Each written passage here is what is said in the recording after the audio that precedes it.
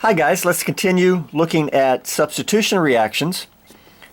In a previous video we focused on the electrophile, the substrate with the leaving group.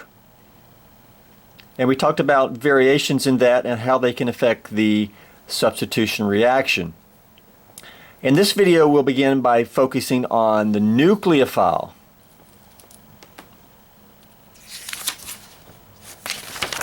We turn over here to section G. That's where we will begin.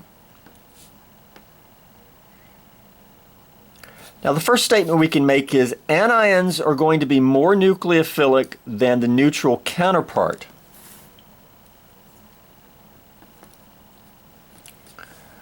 For example, with oxygen, the oxygen anion, such as in hydroxide, is going to be a stronger nucleophile than the oxygen in water.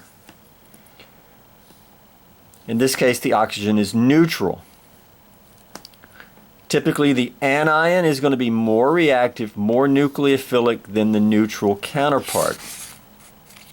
Now that should make sense because in a substitution reaction, well, let's show SN2.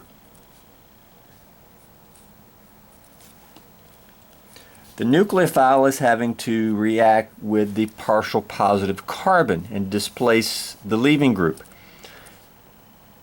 The oxygen with the formal negative charge is going to be more attracted to the partial positive carbon than the neutral oxygen. They both have lone pairs, but the anion is going to be more reactive. Now if we were doing an SN1, we would be attacking a carbocation. And again, the anion is going to be more attracted to the positive compared to the neutral. We can see that same thing with nitrogen. The nitrogen anion here, 2 lone pairs, is going to be more reactive as a nucleophile than ammonia. It has nothing really to do with the number of lone pairs. It has to do with the charge. So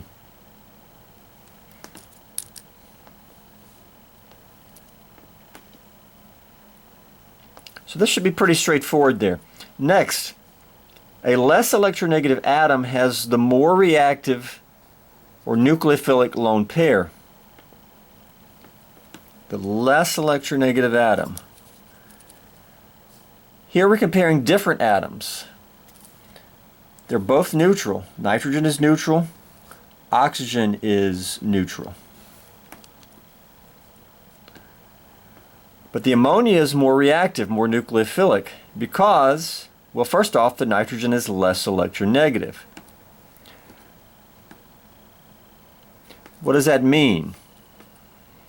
The oxygen holds the lone pair. There's actually 2 lone pairs here, but again, that has nothing to do with it. Nitrogen with only 1 lone pair is actually more reactive, more nucleophilic. Because the oxygen holds the lone pair, or we can make that plural, holds the lone pairs tighter. Alright? That's what a more electronegative atom means. The electrons are held tighter to the nucleus. And so they're not as available to react.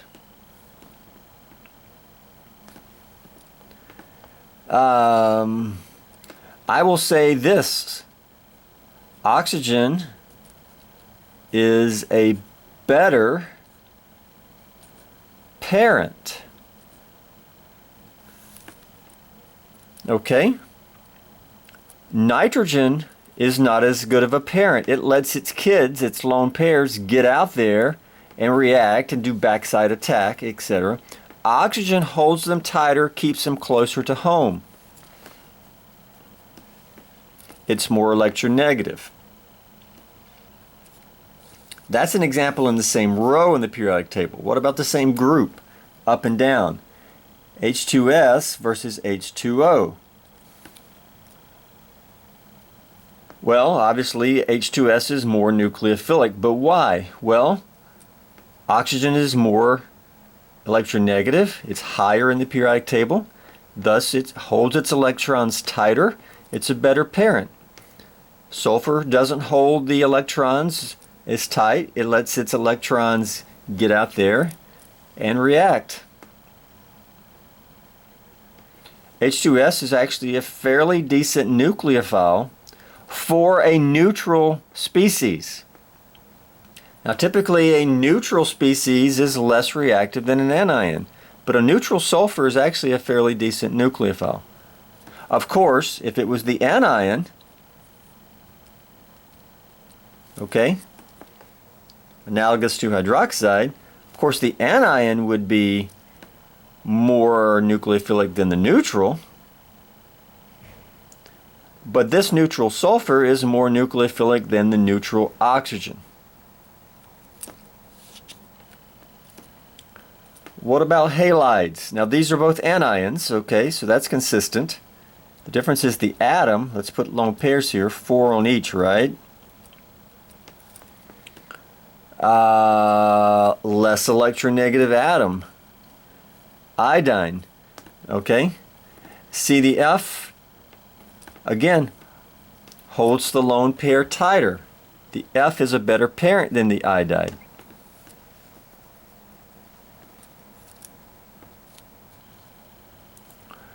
You'll also see in some books or online talking about the size of the iodide. Because it's larger, it's more polarizable. The electrons are a little bit more fluid, and that helps it be a better nucleophile. But you get the same answer just by sticking to the premise that the less electronegative atom is going to be more nucleophilic.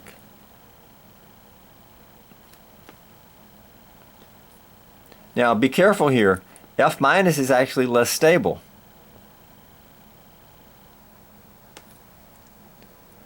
Which seems like it's more reactive. That's just not the case. I- is more stable. But it's also more nucleophilic, more reactive in a substitution reaction. Again, the electrons are more, it's a larger atom, yes, but again, iodine is less electronegative. It doesn't hold the electrons as tight. And that's kind of similar to size argument. In fact, your better nucleophiles are sort of in a row, just like leaving groups. Iodine's your best leaving group, but it's also your best nucleophile. Next, bromine in both cases, chlorine in both cases. F is your worst leaving group. It's also your worst nucleophile.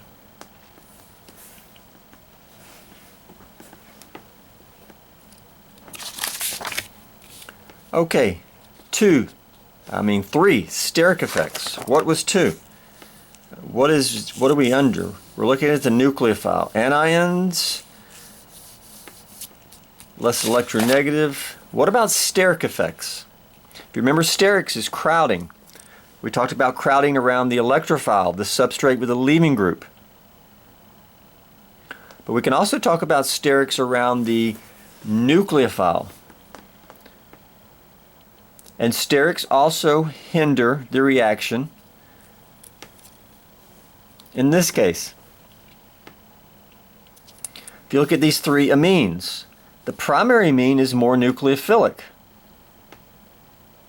than the secondary amine, and it's more nucleophilic than the tertiary amine. In fact, tertiary amines are typically considered non-nucleophilic, and they're used as non-nucleophilic bases in E2 reactions, elimination reactions, which we'll cover in our next handout. Okay? Non-nucleophilic. There's a difference between being a nucleophile and a base. We'll talk about that more later. Again, if we have a carbon with a leaving group, okay, what's your favorite leaving group? Maybe bromine? All right, and we can just have H's here, so the substrate does not have much sterics. But these groups, Okay, I'll draw it here. If the nitrogen has these groups here,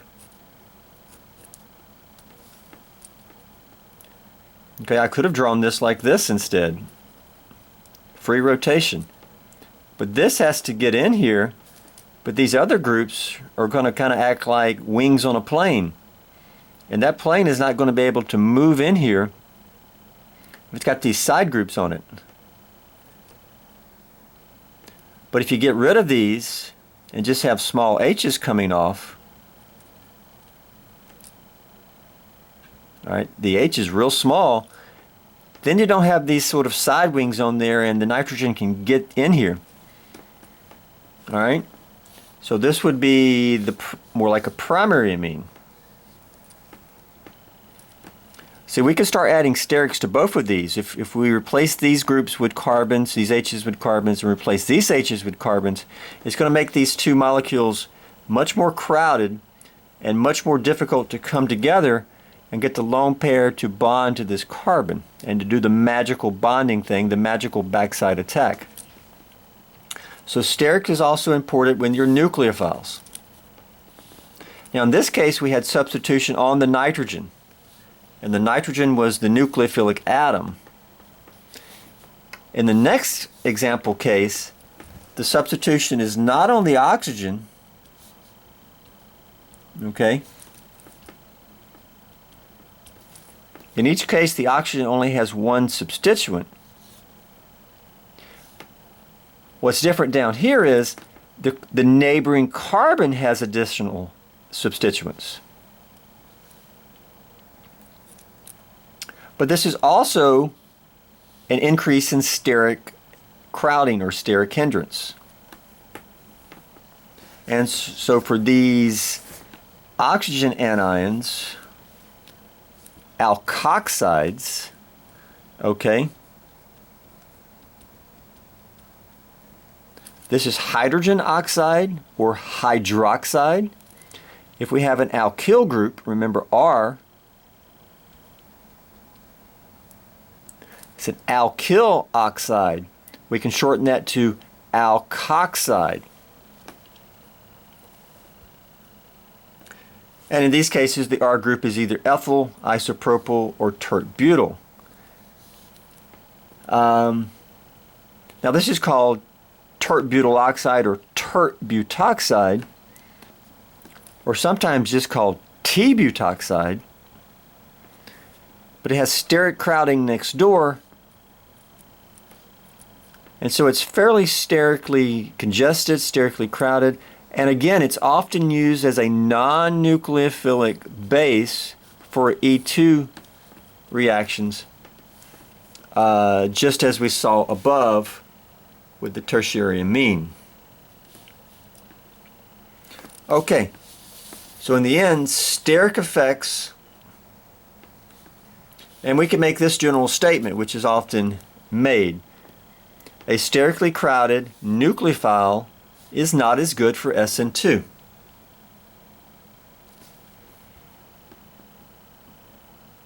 Now as we move forward, we'll clarify SN2 versus SN1. This is mainly for SN2.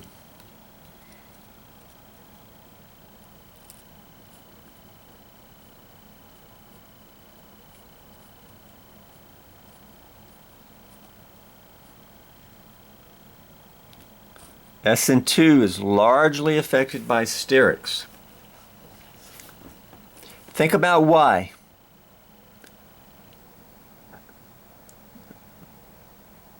Because the rate determining step for the SN2 involves both substrates coming together. All right? Both substrates coming together at the same time, concerted backside attack. All right? And these two have to really approach each other in the rate determining step. SN1, sterics is not as important because in the rate determining step only involves one molecule.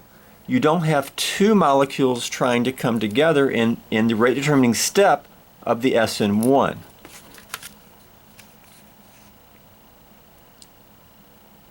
In many things that we talk about, you need to go back to the fundamentals of your two mechanisms.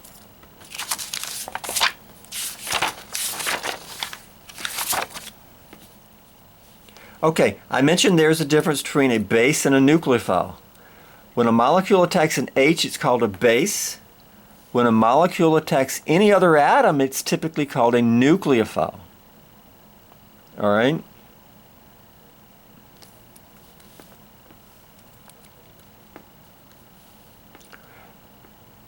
Now we can also add that sterics do not affect base strength that much, mainly because the proton is so small and the hydrogen orbital is spherical.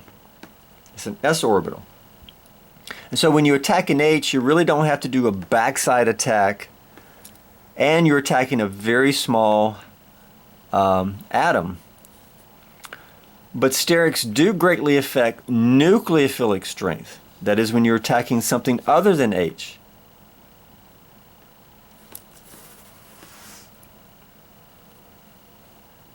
Okay, the next thing that can affect nucleophilic strength, resonance effects. Both of these are anions. They're both oxygens. So what's the difference? Why is the ethoxide, this would be called, okay, it's got an ethyl group. Why is ethoxide a greater or stronger nucleophile than, do you remember the name of this anion? It's got a common name.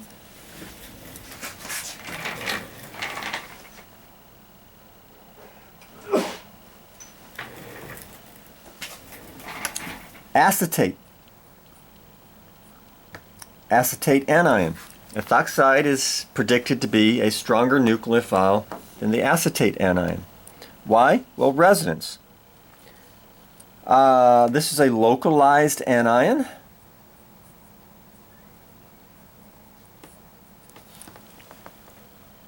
It's sitting entirely right on that oxygen, where the one over here is actually delocalized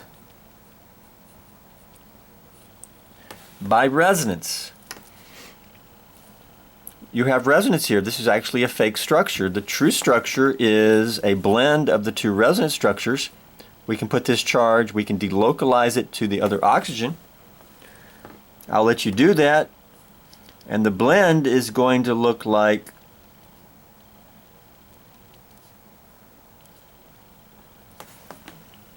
okay. If you could actually look at acetate, it would look like this.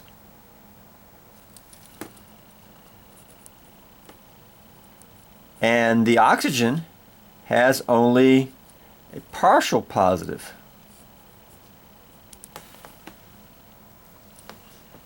They're both equal. Which is going to be more nucleophilic, an oxygen with a full positive or a partial positive? And the answer is obviously a full negative. I'm sorry, a full negative or a partial negative.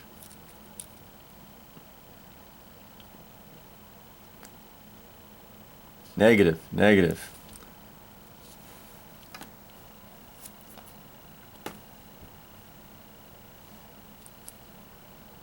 The full negative is going to be more nucleophilic. So this is a resonance effect.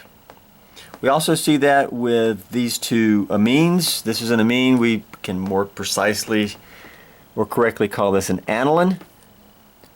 But the aniline is going to be less nucleophilic. The amine is more nucleophilic.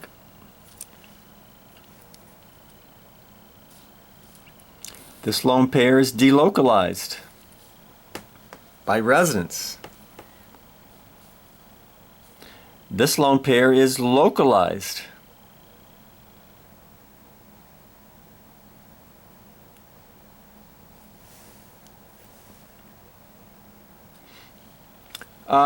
We can say the same thing by talking about hybridization. LP in p orbital, which you should have known since test 1. Because of resonance, because there's a p orbital here, whenever we have a lone pair in a p orbital, it's typically going to be non-nucleophilic because it's conjugated, it's busy doing resonance, it's delocalized. Where this LP here is in an sp3, and that's a localized lone pair. There's no resonance. It's not in a p orbital. It's not conjugated. Okay. Any hybrid orbital is going to be localized. Thus, there's higher electron density on this nitrogen compared to the other. There's many ways you can explain this.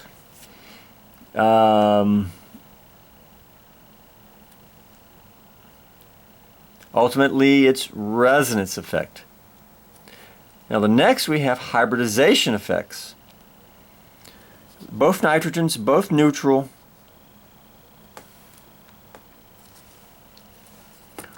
But this secondary amine is going to be more nucleophilic than this guy. I hesitate to call it an amine.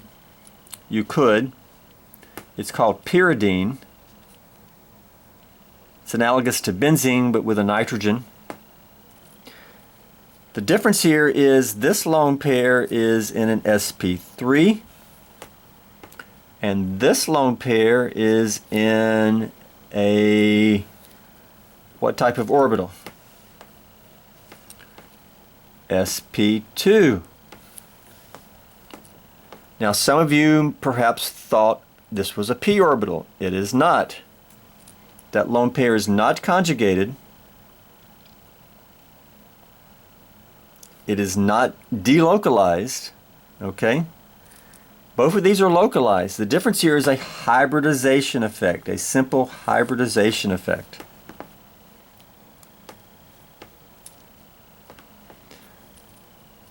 And the sp2 LP held closer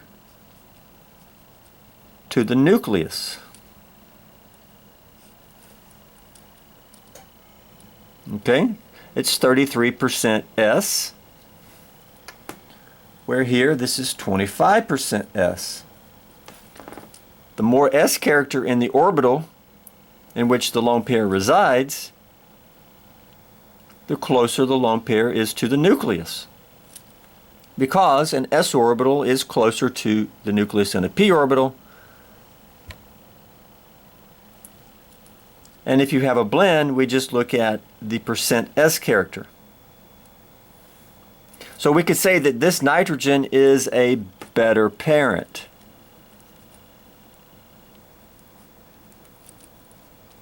It holds its lone pair closer to home compared to the sp3 hybridized nitrogen.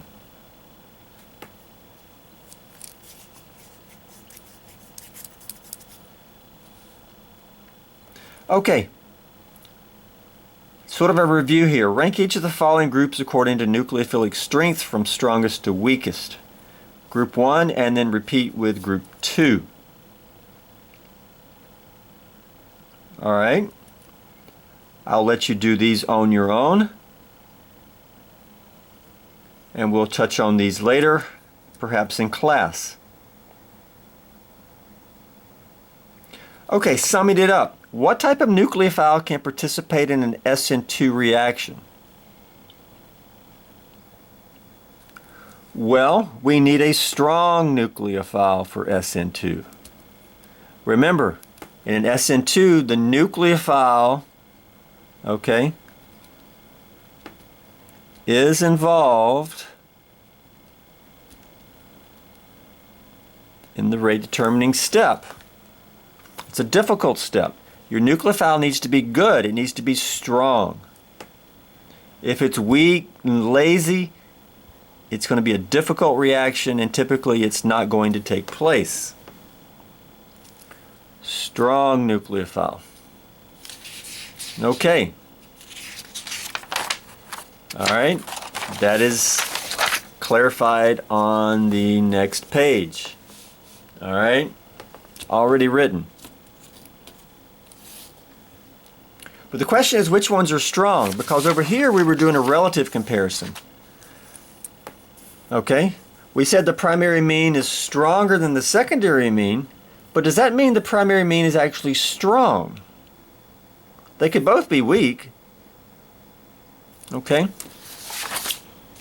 so strong is different from stronger. Strong is an absolute term. Well, which ones are strong? Well, here's your answer. This is going to be only anions and sp3 amines. Okay? Those are your strong nucleophiles. But you got to be careful. Now, a halide such as F-, okay, that's a halide and it is a minus. You would say, well, it's an anion, so it should be strong. Well, it's actually not strong. Okay? It's actually not. Chloride, well, it's stronger. It's kind of getting borderline.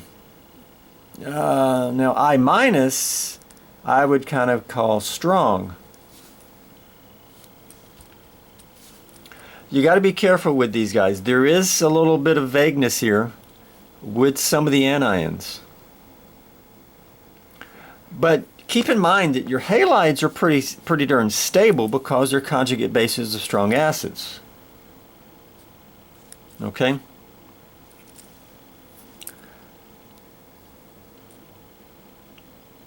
Also, if an anion is highly conjugated, it may not be that strong. For example, both of these over here, these oxygens were both anions. Sounds like they are both strong. Well, the acetate is marginal. You could argue it's strong, but some will say, well, it's not that strong. Well, certainly it's not that strong compared to ethoxide, which is a localized anion. Certainly this is strong. This is marginal. So there is some gray area, but a good starting point, though, is anions and sp3 amines. Okay?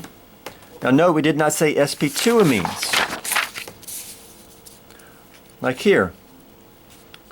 This amine would be considered a strong nucleophile. Alright? Where pyridine is considered a weaker nucleophile. Now, of course, a tertiary amine is sp3. Is it a strong nucleophile? No. It actually tends to be a weak nucleophile. So something else we can also add here is that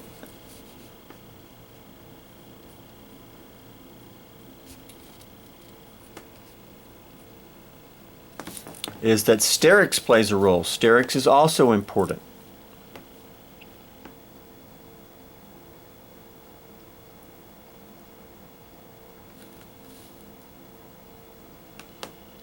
Okay, for some practice here, which compounds below are strong nucleophiles?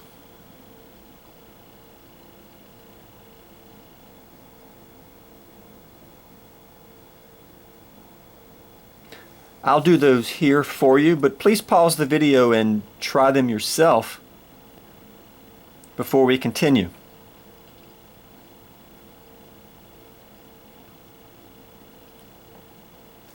Okay, we have this alcohol.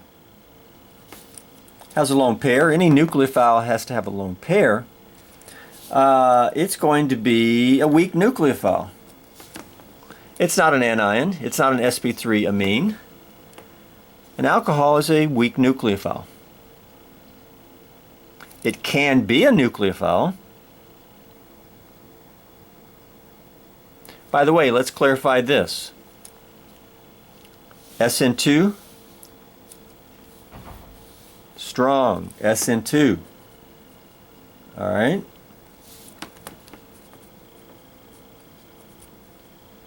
Weak nucleophiles are only going to do SN1 or E1, okay, once we get to elimination reactions. So we can go ahead and state that here.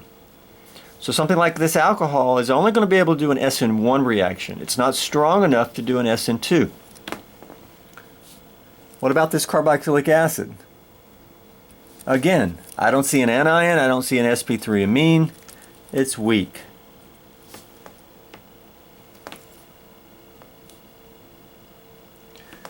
What about sodium methoxide? Let's get rid of this. Let's get rid of the sodium. This is oxygen minus. Okay, sodium plus. All right. I see an anion. And it is strong. Okay. It's a localized anion.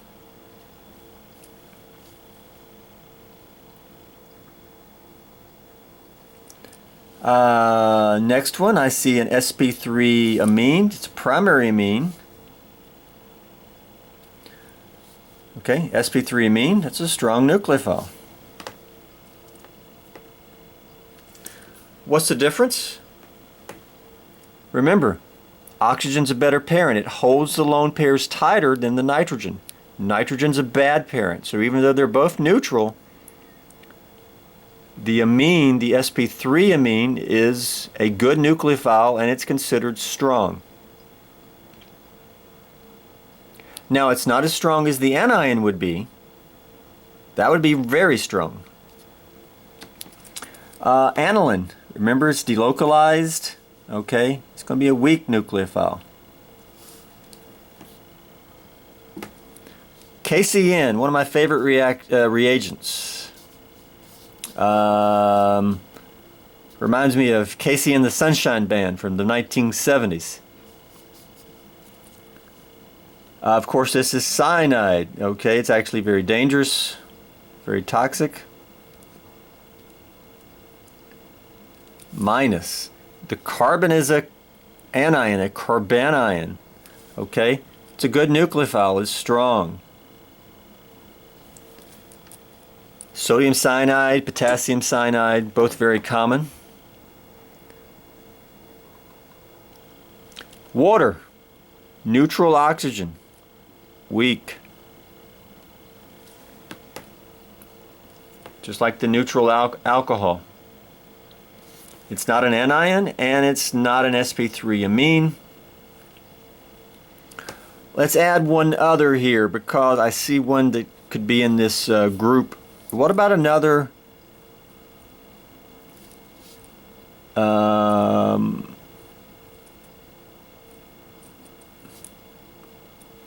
let's put some isopropyls here. Triisopropylamine.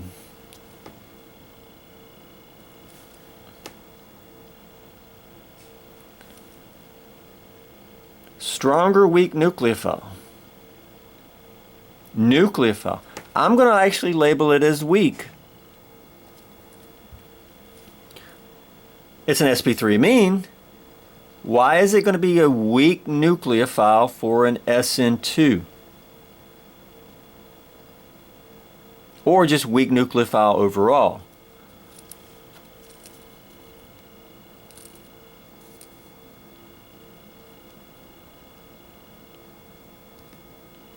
Well, it has a tremendous amount of steric crowding around the nitrogen lone pair.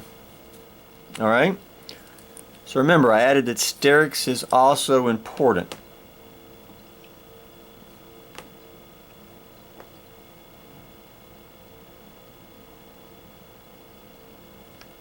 Okay, we'll end this video here.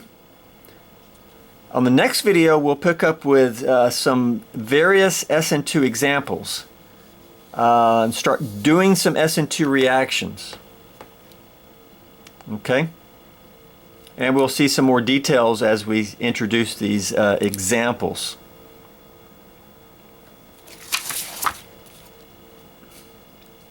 We'll also do some synthesis, okay? A target compound and coming up with a substitution reaction that would give these products, okay?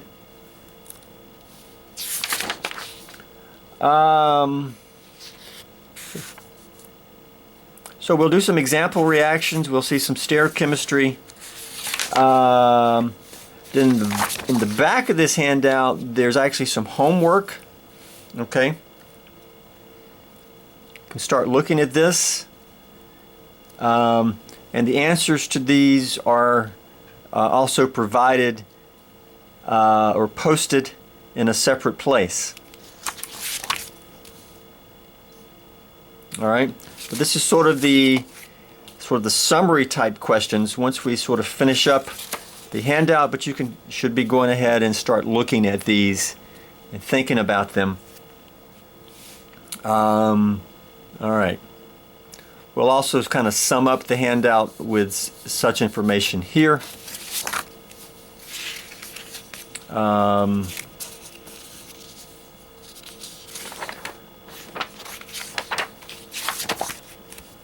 And you also have the problems on the sort of the warm-up page, the cover page here. Here asking for mechanisms. And this first reaction looks like a substitution reaction. The OH is being replaced by a bromine. Okay. Is OH a good leaving group? Well, remember, not on its own. How do you make OH a better leaving group?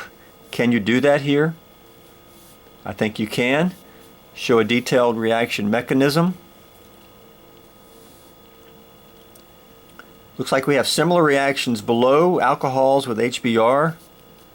Looks like some stereochemistry here. Racemic here. Okay. What does racemic tell you about the reaction mechanism? Here we have inversion. What does inversion tell you about the reaction mechanism?